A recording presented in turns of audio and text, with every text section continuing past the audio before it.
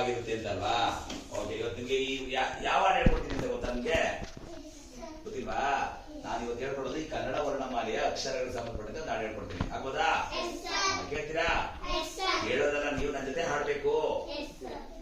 ಕನ್ನಡದಲ್ಲಿ ಇರುವ ಅಕ್ಷರ 49, ಅಕ್ಷರ 49.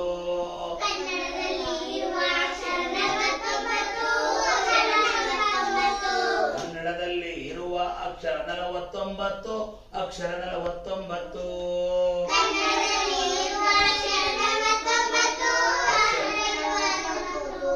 ಆ ಇಂದಳ